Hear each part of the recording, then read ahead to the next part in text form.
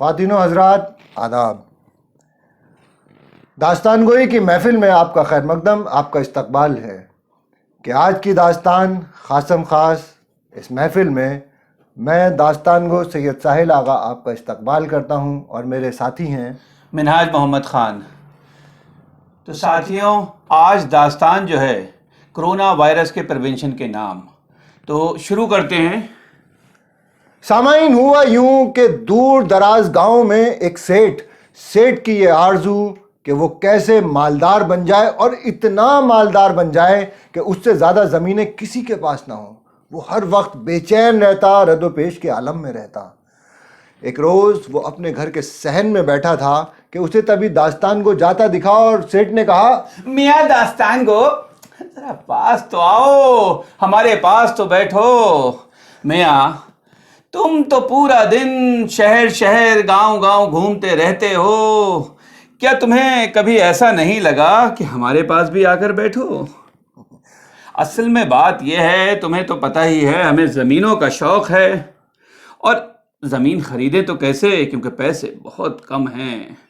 کچھ ایسی ترکیب بتاؤ، کچھ ایسے لوگ بتاؤ جو زمین بیچنے کے لیے مجبور ہوں، ان سے ہم کم داموں میں زمین خرید لیں. حضور کیا بات آپ نے کہی. میں پڑوس کے گاؤں میں ابھی داستان سنانے گیا تھا.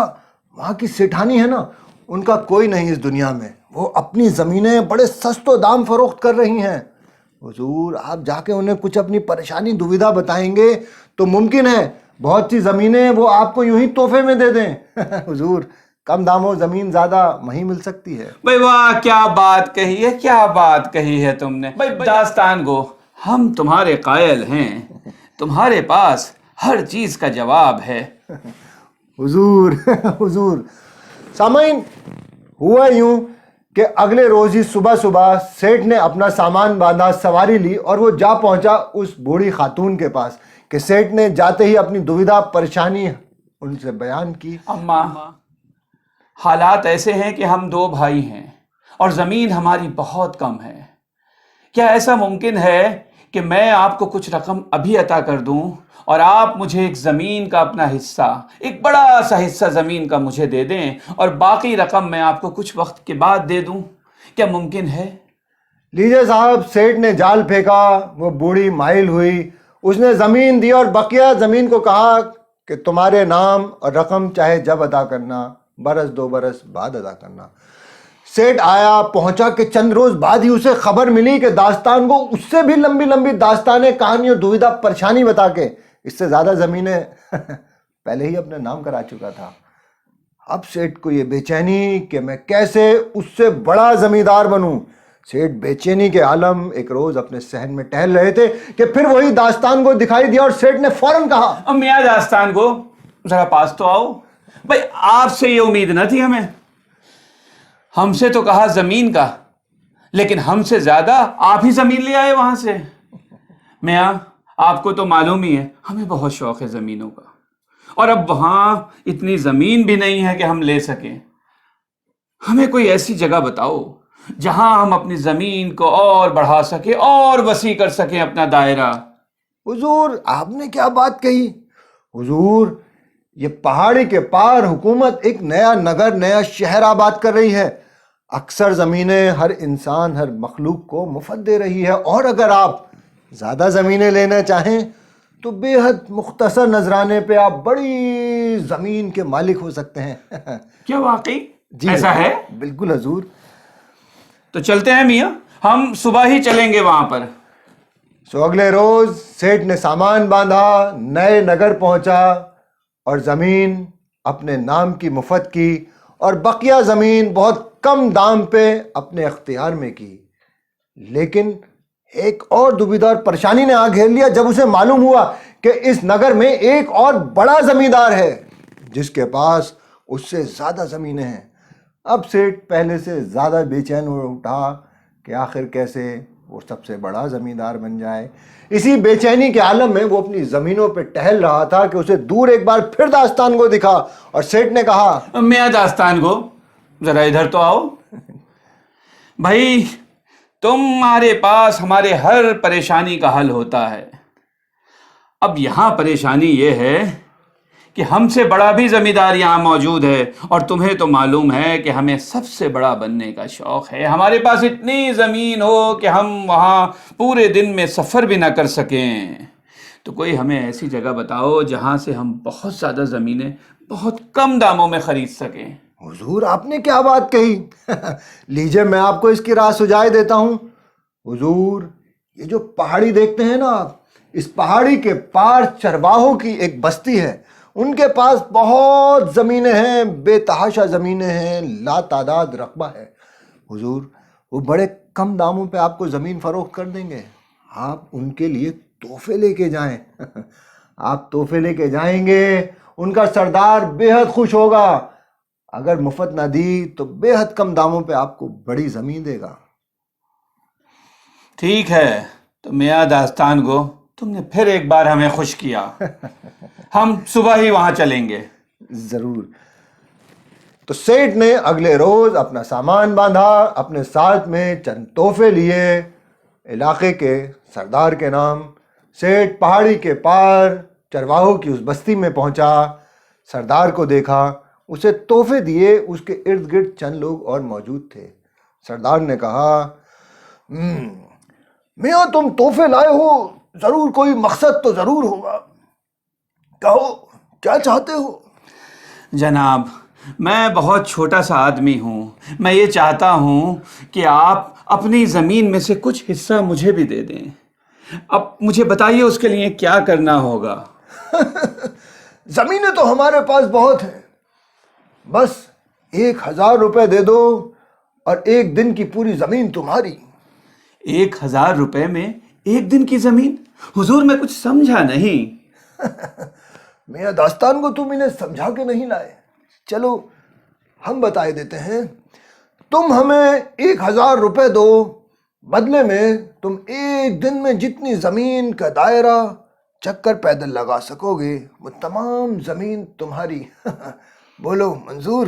ارے منظور، صد منظور، منظور. تو سردار نے اپنی پگڑی اتاری، سامنے رکھی سیٹھ کے، اور سیٹھ نے اس میں رقم رکھی. سردار نے ٹوپی اپنے سر پہ لگائی اور کہا، دیکھو میاں، کل صبح سورج نکلنے سے پہلے پہنچ جانا کہ تم تمام دن میں جتنا چلو گے وہ زمین تمہاری ہوگی. سیٹھ اگلے روز صبح ہی صبح پہنچا. وہاں پہ داستان گو بھی موجود تھا اور اس کے ہاتھ میں چند کھونٹے، چند کیلے. دیکھو تم یہاں سے جاؤ گے اور یہ داستان گو تمہارے پیچھے پیچھے چلے گا، کھونٹے اور کیلے لگاتے. جاؤ تمہارا سفر شروع ہوتا ہے. میاں داستان گو، تم میرے بالکل پیچھے رہنا اور جی حضور. برابر سے کھونٹے لگاتے ہوئے چلنا. جی حضور میں تو ذرا ہم ایسا کریں گے، یہاں سے کچھ دور چلیں گے اور جب سورج بالکل سر کے اوپر ہوگا تو اس وقت ہم بائیں کو مڑ جائیں گے اور بائیں کا چکر لیتے ہوئے واپس یہیں پر آ جائیں گے جیسا کہ سردار نے کہا ہے. تو آئیے میرے پیچھے. تو سامعین ہوا یوں کہ سیٹھ آگے آگے اور داستان گو پیچھے پیچھے. وہ چلتے رہے. ذرا آگے پہنچے تو داستان گو نے کہا، حضور یہاں برابر میں ایک بستی ہے. اس بستی میں بڑے بھیڑ، جانور، گائے، بیل ہیں. اگر ہم ادھر کو ہو کے نکلیں تو وہ بستی بھی آپ کی ہو جائے گی. میاں ضرور ضرور، اور ابھی تو سورج ابھی اتنا اوپر آیا نہیں ہے، چلتے ہیں وہیں. سو دیر تک وہ چلتے رہے مگر نہ کوئی بستی آئی، نہ کوئی بیل، نہ کوئی بکری. جو ہوتی تو آتی. وہ دیر تک چلتے رہے کہ ہری بھری زمینیں دکھائی دیں. داستان گو نے سیٹھ سے کہا، حضور کیا واپسی کی راہ لیں؟ نہیں میاں، یہاں تو مجھے اور بہتر زمین نظر آ رہی ہے. ہم ایک کام کرتے ہیں، تھوڑا اور چل لیتے ہیں، اور ابھی تو سورج بالکل اوپر آیا ہی ہے. میاں تھوڑا اور چلتے ہیں. کہ سیٹھ ہری بھری زمینیں دیکھ چلتا رہا کہ شام کا سورج جب ذرا ڈھلنے کو ہوا تو سیٹھ نے کہا، میاں داستان کو ہمیں لگتا ہے سایہ کچھ ہمارا لمبا ہو رہا ہے. ارے سورج تو بالکل ڈوبنے والا ہے، اب ہمیں جلدی لوٹنا ہوگا. میاں واپس چلیں. لیجئے صاحب واپسی کی راہ لی کہ راستے میں داستان گو نے کہا حضور یہاں ذرا کچھ ہرے بھرے کھیت ہیں، ادھر سے ہو لیں۔ سیٹھ لالچ میں الجھا ان کھیتوں کی طرف چلا کہ سورج بالکل عین ڈوبنے کو آیا۔ اسے خیال ہوا کہ دیر ہوئی جاتی ہے، شام بس ڈھلنے کو ہے۔ وہ پہاڑی کی طرف دوڑا کہ اسے پہاڑی دور دکھائی دینے لگی، پہاڑی کے اوپر سردار اور اس کے ساتھ گاؤں کے کچھ لوگ۔ وہ دوڑا، اس کی سانس ٹھہرنے لگی۔ تمام پہاڑی کے لوگوں نے کہا کہ آؤ سیٹھ آؤ، اور اوپر سے سردار نے کہا تیز دوڑو اور تیز دوڑو اور تیز دوڑو کہ تم میری پگڑی میری ٹوپی تک پہنچنے والے ہو۔ داستان گو نے کہا دوڑو سیٹھ دوڑو، خوب دوڑو کہ تمام علاقے تمہارے ہوں گے۔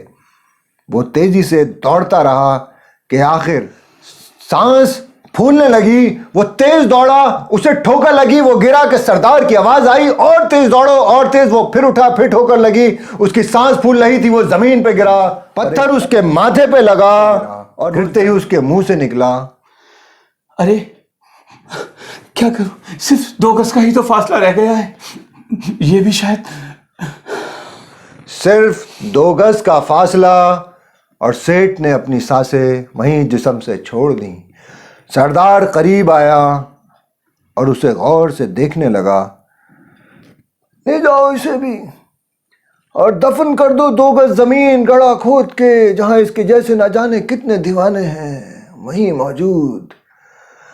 اسے دیکھ داستان گو نے کہا سردار مجھے ایک بات سمجھ نہیں آئی، آپ نے آخر اسے کیوں کہا کہ تیز دوڑو تیز دوڑو تیز دوڑو؟ اگر یہ آپ کی پگڑی تک پہنچ جاتا۔ جو جتنی تیز دوڑتا ہے وہ اتنی تیز ٹھوکر کھاتا ہے، اور یہ اگر ہماری پگڑی تک پہنچ بھی جاتا، جب بھی اسے ملتی تو وہی جو ہر کسی کے نصیب میں ہے، 2 گز زمین 2 گز زمین